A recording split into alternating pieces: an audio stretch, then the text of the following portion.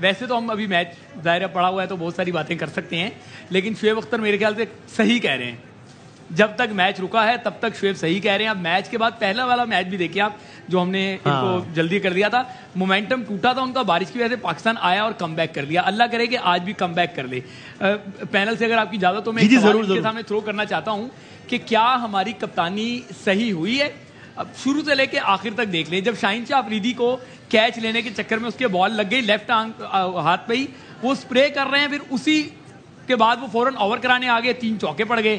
اس کے بعد آپ کا وکٹ ٹیکر جو ہے حارث رؤوف, وہ کیپ اتار دیتا ہے, بالنگ اینڈ کی طرف بڑھتا ہے, کپتان اس کو روک لیتا ہے اور فہیم اشرف کو لے کر آ جاتے ہیں. یار جب گو فور کل والی جو یونس بھائی بات کر رہے تھے, تو پھر جو آپ کا ٹاپ وکٹ ٹیکر ہے اس کے ساتھ جائیں گے, یا آپ ایسے ریلو کٹے آل راؤنڈر کے ساتھ جائیں گے جس کی پوزیشن ہی نہیں بن پا رہی جب سے وہ کھیل رہا ہے؟ تو میں سمجھتا ہوں کپتانی اپ ٹو دی مارک نہیں ہوئی, جس کا اب تک انڈیا کو فائدہ ہوا ہے. اللہ کرے مومنٹم ٹوٹ گیا ہو اور جب واپس آئے تو پاکستان دوبارہ کھیل میں واپس آ جائے. کیا جی کیا خیال ہے اس معصومانہ سوال پہ آپ کا کیا خیال ہے؟ ریلو کٹا وہ آل راؤنڈر نہیں ہے, یہ آپ ٹھیک کریں پلیز. اس کو حذف کیا جائے, اس کو حذف کیا جائے اور سینسر کیا جائے اور ریکارڈ سے کر دیا جائے. اس کو حذف کر دیں پلیز کر دیں. اچھا بکو جو شاہد بھائی کہہ رہے تھے کہ سلیمان کے ابو کہیں تو صحیح ہے, میں کہوں تو نہیں, وہ کہہ رہے ہیں اگر سلیمان کے ابو کسی کو ریلو کٹا گئے تو ٹھیک ہے, میں کو نہیں کہہ رہا, وہ یہ کہہ رہے ہیں. گڈ آنسر, میں نے بڑا اچھا کہا. اب وہ بھی نہیں کہہ سکتے, اب وہ لاڈلے نہیں ہے. کوسچن بڑا ویلیڈ کا. نارملی یہ ہوتا ہے کہ جب آپ پریشر سچویشن میں آتے ہیں تو آپ کو کوئی سینئر پلیئر آتا ہے اور آگے جا کے وہ کہتا ہے کہ جی میں ہوں وہ پرسن اور میں یہ کر کے دکھاؤں گا. صحیح ہے, ایگزیکٹلی اسی طرح وہ جیسے شعیب نے کہا, یہ بات ایگزیکٹلی یہی ہے.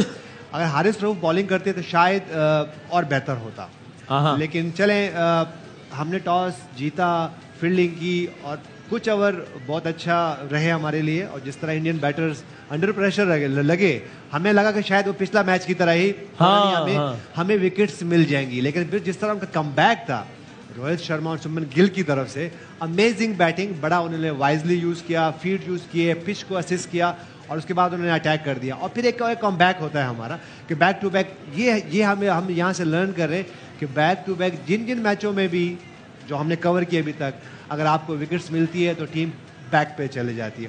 اس وقت سچویشن یہ ہے کہ اب واپس بیلنس آ گیا تھا, کیونکہ اگر میں پچ کی کنڈیشن کی بات کروں تو مشکل لگ رہا تھا. صحیح ہے, وراٹ کوہلی کو دیکھ لیں اور پھر جیسے کے راہول کھیل رہے تھے تو آسان نہیں تھا. شاداب خان کی طرف سے اچھا کم بیک ہوا اور پھر وہ نظر آیا کہ اب ان کے نرو سیٹل ہو کے انہوں نے کافی رنز دیے. لیکن اس وقت میچ ایسا لگ رہا تھا کہ اگر یہ کنٹینیوسلی ہوتا تو ہمارے فیور میں آ گیا تھا. اب دوبارہ شروع ہوتا ہے تو کیا مومنٹم بیٹھتا ہے, کس سیٹ پہ جاتا ہے. تو میرے خیال سے یہ لرننگ ہے کہ کیسے ہم نے ان کو انڈر پریشر کیا, پھر انہوں نے ہمیں کیسے انڈر پریشر کیا, پارٹنرشپ ہوئی اور اینڈ میں اور پھر جس طرح ہماری طرف سے وکٹیں ملی. تو یہ ہمیں شو کراتا ہے کہ پاکستان کی کرکٹ صرف کرکٹ نہیں ہے, ایک گیم نہیں ہے, اس سے بڑھ کے ہے. صحیح ہے. تو یہ میں خیال سے جیسے پریشر جتنا اچھا وہ سسٹین کریں گے اس وقت ہمارے بالرز, تو مجھے لگتا ہے کہ ہم اچھے پوزیشن میں. اگر اب میچ یہیں سے ریزیوم ہوتا ہے اوورز کم ہوئے بغیر, تو آپ کے خیال میں کیپٹنسی کی بات ہو رہی ہے تو ابھی کیا اسٹریٹجی ہونی چاہیے بولنگ لائن اپ ابھی آگے اگلے 5, 7, 8 اوورز کا کیا رکھنا چاہیے؟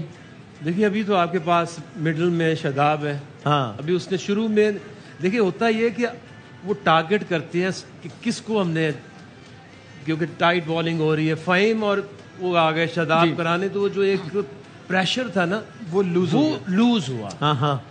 حارث کو ایک طرف سے لاتا اور دوسری طرف سے شاداب کرتا تو اس میں آپ کو وکٹ ملنے کی کا چانس تھا اور آپ انڈر پریشر کر سکتے تھے.